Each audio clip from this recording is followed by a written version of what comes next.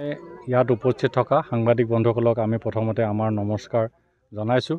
তেখেতসকলক ধন্যবাদ জনাইছোঁ। তেখেতসকলৰ ব্যস্ততাৰ মাজতো আমাৰ ইয়াত আহি তেখেতসকলে আমাৰ বাতৰি সংগ্ৰহ কৰিবলৈ আহিলে আমি প্ৰথমে তেখেতসকলক আমি সেৱা ধৰিছোঁ। ইয়াৰ পিছতেই আমি অনুষ্ঠানভাগী আজি আমাৰ শুভ আৰম্ভণি লাই খুঁটা স্থাপন হৈছে। আপোনালোকে নিশ্চয় দেখিছে। এই লাই খুঁটাভাগি স্থাপন কৰিবলৈ আমাৰ আউনীআটী সত্ৰৰ ডেকা সত্ৰাধিকাৰ শ্ৰী শ্ৰী দেৱানন্দ দেৱগোস্বামীদেৱ আহি আমাৰ ইয়াত উপস্থিত হ'ল। তেখেতে কৰ্মভাগী কৰিলে।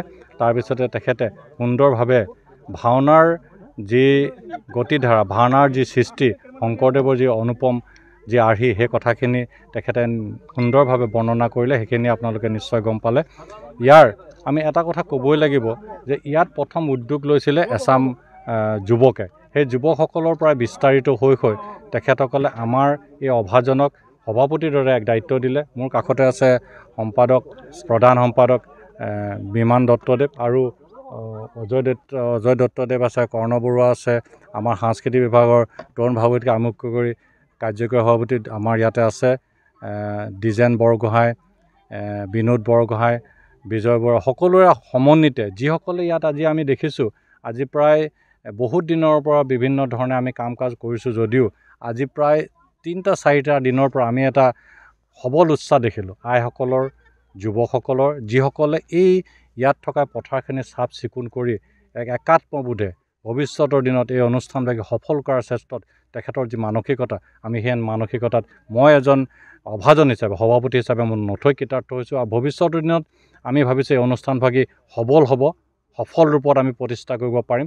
যিসকলৰ উদ্যোগ আছে আৰু যিসকলৰ সঁহাৰি আছে, বিভিন্নজনৰ বিভিন্ন ঠাইৰ পৰা আমালৈ মতামত আহিছে যে আপোনালোক আগবাঢ়ক, আমি আপোনালোকক এনেধৰণে সহায় কৰিব লাগে। সেই ক্ষেত্ৰত আমি অকণো কৃপণালি নকৰাকৈ আপোনালোকক সহায় সহযোগ আগবাঢ়িম। ঠিক তেনেকৈ আজি আপোনালোক আহি আমাৰ মাজত উপস্থিত হৈ বাতৰি সংগ্ৰহ কৰি যি আমাক উৎসাহিত কৰিছে, সেই ক্ষেত্ৰত আমি আপোনালোকৰ ওচৰত চিৰঋণী হৈছোঁ। আমি এটা কথা ক'বই লাগিব যে এই ভাওনাৰ যি সৃষ্টি, এটা কথা ক'ব লাগিব যে অধৰ্মৰ পৰাজয় ধৰ্মৰ জয়। সেই কথাখিনি সাৰোগত কৰি ভৱিষ্যতৰ দিনত আমি ভাবিছোঁ এই অনুষ্ঠানভাগি এই অঞ্চলৰ পৰাই এনেধৰণে প্ৰসাৰিত হওক, এনেধৰণে প্ৰচাৰিত হওক যে যুৱচামৰ মাজত যি অদ্ভুত ধৰণৰ কিছু কাৰুকাৰ্য সৃষ্টি হয়, সেইবোৰ যাতে নহয়, যে ধাৰ্মিক আৰু সামাজিক দায়বদ্ধ ৰাখি ভৱিষ্যতৰ তেখেতসকলে আগবাঢ়ি যাতে যায়, আমাৰ এই মহামিলন ক্ষেত্ৰই এটা যেন বাৰ্তা কঢ়িয়াওক, তাকে আমি কামনা কৰিছোঁ। কেতিয়াবা আৰম্ভ হ'ব এই সমাৰোহ? আমাৰ 28 জানুৱাৰীৰ পৰা আৰম্ভ হ'ব 2 ফেব্ৰুৱাৰীলৈকে। আজি আমাৰ লাই খুঁটা স্থাপন হৈছে। আমি প্ৰথম দিনা আপোনালোকে হয়তো নিশ্চয় গম পাব, আমি আপোনালোকক প্ৰয়োজন হ'লে একোখনকৈ আমি আমাৰ কাৰ্যসূচী গুহাৰি আপোনালোকক দি পঠাম যে প্ৰথম দিনাই আমাৰ মাজত আহি উপস্থিত হ'ব যে ইতিবাচক বক্তব্যৰে নেতিবাচক দিশটোৰ চায়ো আমাৰ এজন বিশেষ বক্তা, অসমৰ চিৰপৰিচিত এজন বক্তা নিতুমণি শইকীয়া ডাঙৰীয়া, অসম প্ৰতিদিন টাইমছৰ তেখেত আহি উপস্থিত হ'ব। আমি তেখেতক প্ৰথম দিনা শুভ আৰম্ভণিৰ কাৰণে মাতি আনিছোঁ।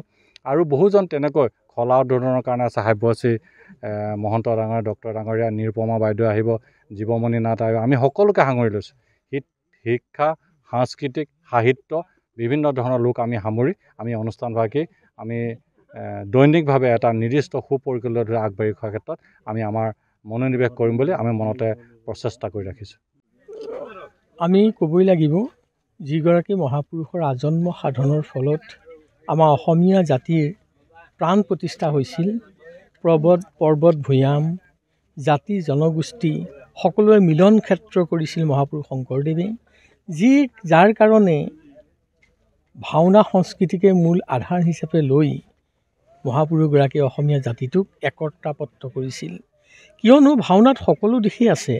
ভাওনাত যদি আমি চোৱা যায় নৈতিক শিক্ষা আছে, ভাওনাত যদি চোৱা যায় আধ্যাত্মিক শিক্ষা আছে, ভাওনাত যদি চোৱা যায় সামাজিক শিক্ষা আছে, সংস্কৃতি শিক্ষা আছে। সকলো শিক্ষাৰ প্ৰাণকেন্দ্ৰ হৈছে ভাওনা, যাৰ দ্বাৰা মানৱ জীৱনক ধৰ্মৰ যে জয়, অধৰ্মৰ যে পৰাজয়, এই কথাখিনি আমাক সুন্দৰভাৱে ভাওনাই আমাক শিক্ষা দিছে।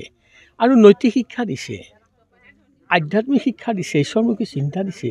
আৰু ভাওনাত এটা কথা মহাপুৰুষজনাই কৈছে যে শুদ্ধই বা অশুদ্ধ তথাপিতো কৃষ্ণৰ নাম, এই সপ্তৰসে নাটকৰ অনুপাম। 7টা ৰসেৰে নাটক সৃষ্টি কৰিছিল। যে যিয়েই নহওক, এয়া হৈছে কৃষ্ণ বা ভগৱন্তৰ গুণানুকীৰ্তন, যাক লৈ মানৱ জীৱনৰ মানে আধ্যাত্মিকভাৱে উৎকৰ্ষ সাধন কৰিব পাৰে আৰু সমাজখন একেলগে বান্ধ খুৱাই ৰাখিব পাৰে। ভাওনাত আছে সম্প্ৰীতিৰ বাহক। ভাওনা হৈছে সমন্বয়ৰ বাহক আৰু ভাওনা হৈছে সহযোগিতাৰ বাহক। সম্প্ৰীতি, সমন্বয় আৰু সহযোগিতা নহ'লে এটা জাতিৰ কেতিয়াও জীয়াই থাকিব নোৱাৰে। সঁচাকৈ মহাপুৰুষগৰাকীয়ে সকলোকে একত্ৰিত কৰি জাতি, ধৰ্ম, বৰ্ণ নিৰ্বিশেষে সকলোৱে উপভোগ কৰিব পাৰে, য'ত ধনী দুখীয়া উচ্চ নীচ সকলো একেখন মঞ্চৰ তলতে বহি পেলাই সকলো একেলগে থাকিব পাৰে। এনেকুৱা এখন মঞ্চ আমাক দি থৈ গৈছে। আমি আশা কৰিছোঁ এই নমাটি দিহিঙীয়া গাঁৱৰ ৰাইজৰ যি অসম ভাওনা সমাৰোহ পাতিছে, ইয়াৰ দ্বাৰা যাতে আমাৰ অসমীয়া সমাজৰ যাতে সম্প্ৰীতি অধিক ৰূপে বৃদ্ধি হওক। নিজকে সজাই তুলিবলৈ প্ৰয়োজন এযোৰ প্ৰিয় সাজপাৰৰ। ফেষ্টিভেল, ব্ৰাইডেল ছেকশ্যনকে আদি কৰি পাৰ্টি গেট আপলৈকে মুঠৰ ওপৰত এযোৰ মন পচন্দৰ সাজপাৰৰ বাবে চিন্তা কিহৰ। সাজপাৰৰ লগতে উপলব্ধ গহনাও। তাতোকৈ ভাল খবৰ, লেডিজৰ লগতে জেন্টছ আৰু কিডছৰ ছেকশ্যনো উপলব্ধ। আপোনাৰ কাষত গীতাৰ থ্ৰিলছ ক্ৰিয়েশ্যন। যোগাযোগ নম্বৰ 7638886024। ঠিকনা near Japorigog LP school, Japorigog, Guwahati, house number 11।